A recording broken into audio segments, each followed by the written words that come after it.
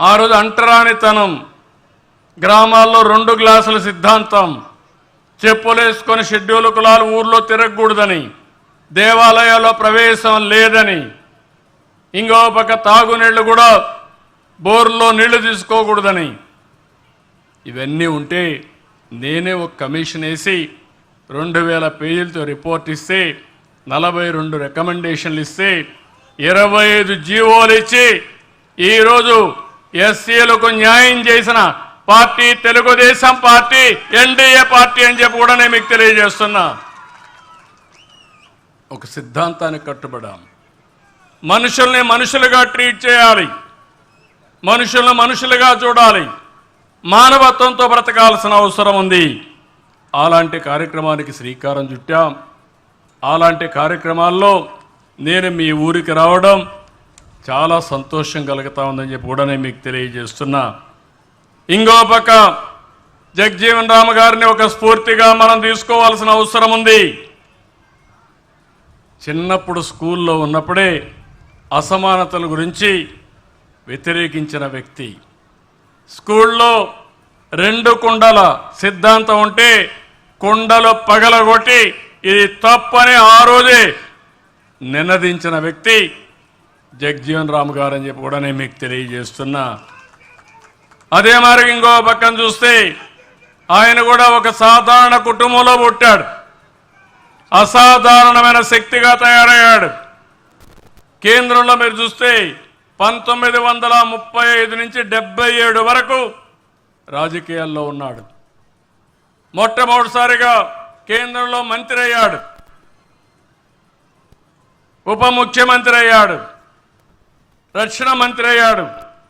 అనేక పదవులు చేపట్టి పదవులకు న్యాయం చేసిన వ్యక్తి బాబు జగజీవన్ రామ్ గారు అని చెప్పి కూడా నేను మీకు తెలియజేస్తున్నా. 30 ఏళ్ళు కేంద్రంలో మంత్రిగా ఉన్నాడు. దగ్గర 40 సంవత్సరాలు, 36 నుంచి 86 వరకు 50 సంవత్సరాలు ఎంపీగా ఉన్నాడు. ఇది అరుదైన అనుభవం. ఒక వ్యక్తికి ప్రత్యేకమైన లక్షణాలు ఉంటే తప్ప ఇది సాధ్యం కాదని చెప్పి కూడా నేను మీకు తెలియజేస్తున్నా. ఇలాంటి కార్యక్రమాలు చేసి ఈరోజే నేను హాస్టల్కి వెళ్ళాను, పిల్లలను చూశాను. 98% ఎస్సీ ఎస్టీ పిల్లలే ఉన్నారు, ఎస్సీ పిల్లలే ఉన్నారు. ఆ పిల్లలు చూస్తే నాకు అనిపించింది మట్టిలో మాణిక్యాలు. ఆ పిల్లలు, వాళ్ళని చదివిస్తే ప్రపంచాన్ని శాసించే శక్తి ఉంది. వాళ్ళతో నేను ఇంటరాక్ట్ అయ్యాను, నాకు చాలా ఆనందం కలిగింది. ఈ విధంగా ఈ రోజుట్లో అందరికంటే మిన్నగా ఆలోచిస్తున్నారు, కానీ వాళ్ళకు డబ్బులు లేదు. కానీ ఆలోచనలో మాత్రం ఎవరికంటే ఆ పిల్లలు తక్కువ కాదని మరొకసారి మీ అందరికీ విజ్ఞప్తి చేస్తున్నా. అవసరమైతే వాళ్ళ బాగా చదివించాలని, అందరి పిల్లల్ని ఒక పద్ధతి ప్రకారం రెసిడెన్షియల్ స్కూల్స్లోనే నాణ్యమైన విద్య ఇవ్వాలని దానికి కూడా ఆలోచిస్తున్నాం. అనేక కార్యక్రమాలు ఎస్సీల కోసం చేశాం. ఈరోజు రెసిడెన్షియల్ స్కూల్స్ ఉన్నాయంటే ఆ రోజు ఎన్టీ రామారావు గారు ప్రారంభించింది ఆ స్కూల్స్ అన్నీ. 97లో స్టడీ సెంటర్లు పెట్టాం. 90లో సివిల్ గ్రూప్స్కి అయితే పోటీ పడడానికి ఎస్సీ విద్యార్థులకు ప్రత్యేకమైన శిక్షణ కార్యక్రమాలు పెట్టాం. ఈరోజు నేను ఒకటే ఆలోచించాను, ముందు గ్రామం కంటే ఎస్సీ కాలనీలో సిమెంట్ రోడ్లు వేయాలని, ఇండ్లు కట్టాలని, తద్వారా ఎస్సీల్లో కూడా ఒక ఆలోచన విధానం మారుతుంది.